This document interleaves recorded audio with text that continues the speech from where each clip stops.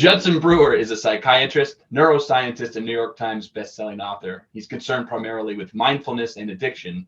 He delivered a TED Talk in 2016 on using mindfulness to defeat addiction. His two examples in the talk are smoking and eating.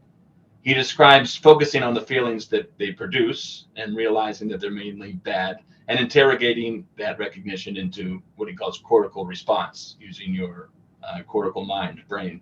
He then shows pictures of the brain and then describes the addiction experience in terms of brain function, as opposed to, experience itself. Dr. Peel and I both value Dr. Brewer's contributions to the field and even believe that his approach is more or less practical and a solid one. Yet, Peel and I both have a fundamentally different starting point when thinking about and contending with the addiction issue. So today we're going to respond to Judd Brewer's popular TED Talk, which has over 11 million views now, and we're going to respond in a unique fashion. I suppose either Dr. Peel or I could have led this episode, but let's face it, Peel's work, his life's work, is this topic: addiction, mindfulness, the addiction experience, how people overcome it. So we wondered, if Dr. Peel were asked to deliver this TED Talk about the same topic rather than Judd Brewer, what would he have said? What would have been the same? What would have been different? So rather than speculating, Stanton is going to deliver his own TED Talk just from the comfort of his own home, and you are the audience. Let us know in the comment section what you think of Dr. Peel's version, and if you haven't seen Judd Brewer's original TED Talk, it's titled A Simple Way to Break a Bad Habit, and the link to that TED Talk is in the show notes. Without further ado, ladies and gentlemen of Vancouver, Canada, or wherever the TED conferences are, welcome to our annual TED conference. Today, it's my pleasure to introduce a man who has been researching and writing about the experience of addiction for nearly 50 years, Dr. Stanton Peel. Good morning, everybody. I want to talk today about what addiction is, and I want to outline the model of addiction as occurring with regard to an experience. Let me start by saying, have you noticed lately that there's a lot of confusion, even despair, around addiction? Despite decades, a half a century or more of thinking about addiction and researching addiction and coming up with cures and treatments for addiction, we're at a worse point now and continuing to do worse than ever before. And yet we seem to be doubling down on our failures. And it all stems from how we think about addiction. The concept itself is extremely important.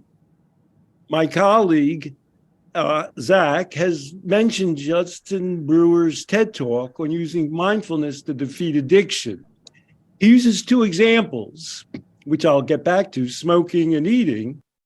And he describes on focusing on the feelings they produce and realizing they're mainly bad, but he integrates those responses into focusing on the cortical response with plenty of pictures of the brain.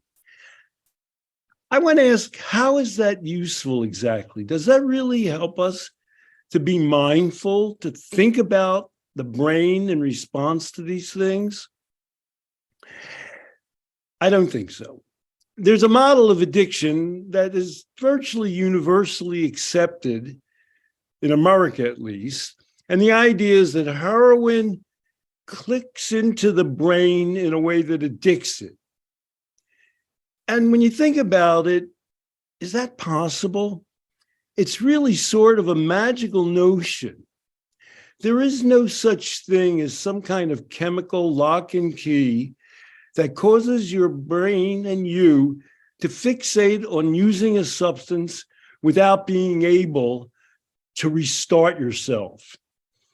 And here's how we know all that. Most people take painkillers and they drink without being addicted to them.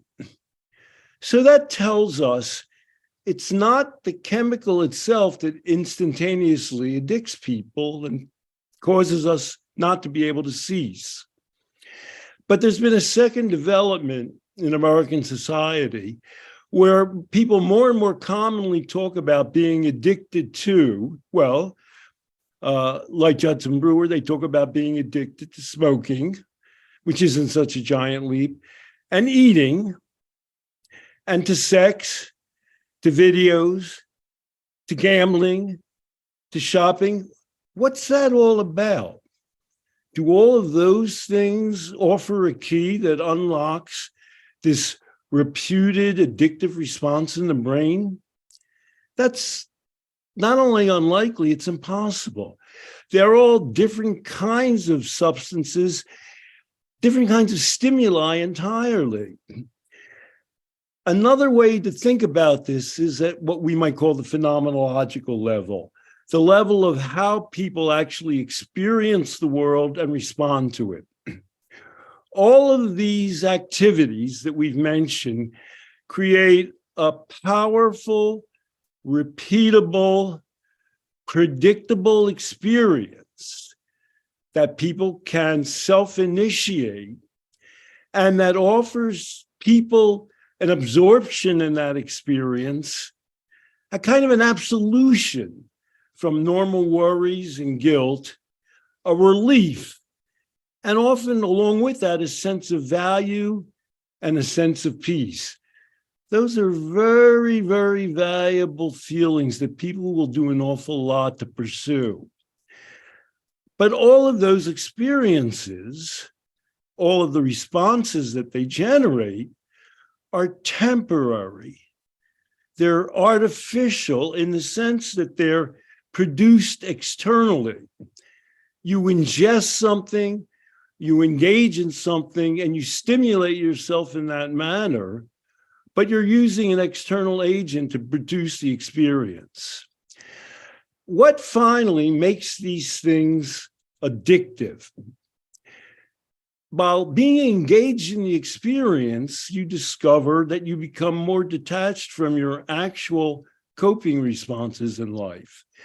The experience ends up detracting more than it adds. It gives you that sense of relief, some kinds of sex, some kinds of video involvement, some kind of gambling, some kind of shopping involvement. But it creates a longer term reliance on that experience as a way of getting through life. It's self-perpetuating.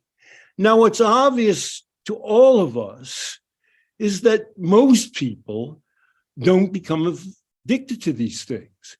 Most people don't become addicted to sex so that, for example, they force themselves to have sex with other people. They ignore their families. They ignore making a living.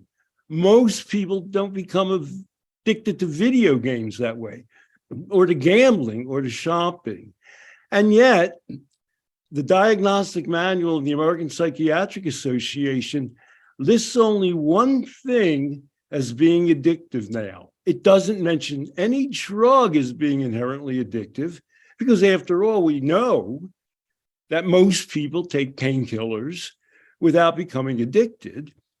It mentions only gambling. And yet the same thing is true of gambling. Gambling is something we all have bought bingo cards or a lottery ticket. Many of us have gone to gambling casinos, and yet virtually none of us has become addicted to gambling in a way that causes us to destroy the rest of our lives. Certainly, most of us have gone shopping without becoming addicted. The question is, which people, under what circumstances, become engaged in these activities in such a way that they overwhelm them and cause them to hurt their lives, and in some cases, to destroy their lives. Why am I asking this question? Why is it critical for me to go up against Judson Brewer, who's renowned and revered?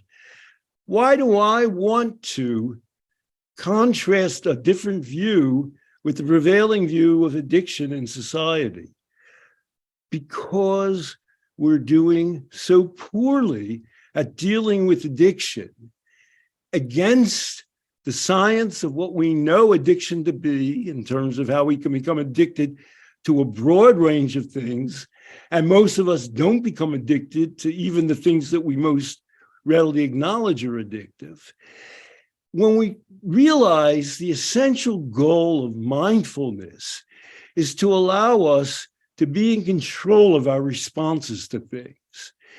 How do we make that happen? What awareness and way of thinking makes that most plausible? When we are aware that mindfulness is within our own control, that it's not something buried deep in the brain, which is, after all, kind of unknowable, then it becomes a tool that all of us can use. And then let's jump to the societal level.